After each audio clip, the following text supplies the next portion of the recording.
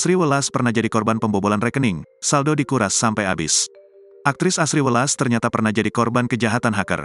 Asri Welas mengaku rekeningnya pernah dibobol hacker hingga saldonya habis. Kejadian pembobolan tersebut berlangsung terjadi pada 2016 silam.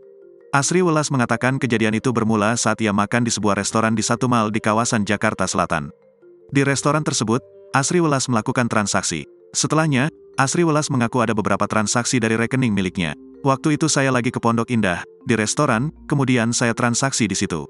Habis itu ada beberapa transaksi, sedikit-sedikit kemudian ada yang besar. Terus sampai akhirnya nol, kisah Asri Welas saat ditemui di kawasan Tamrin, Jakarta Pusat, Senin, tanggal 24 Juli tahun 2023. Aku bayar, pakai debit. Nah, di situ kayak data rekening aku di-copy gitulah sama waitress-nya dan dikirim ke tim mereka, imbuh dia. Mengetahui ada transaksi mencurigakan, Asri Welas langsung meminta pihak bank memblokir rekeningnya. Terlebih, transaksi tersebut berlangsung di luar negeri, sementara Asri Welas kala itu tak bepergian kemana-mana. Terus saya telepon pihak banknya, saya minta blok rekening saya biar enggak ada transaksi lain lagi. Karena saya enggak kemana-mana, tapi ada transaksi di luar negeri, heran gitu, bebernya.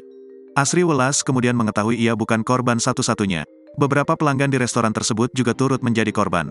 Lebih lanjut, Asri Welas membeberkan tersangka pembobolan rekening miliknya tergabung dalam jaringan kriminal internasional.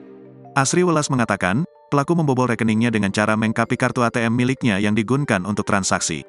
Pelaku itu, kata Asri, menggunakan rekeningnya untuk bertransaksi di luar negeri, seperti Hong Kong dan China.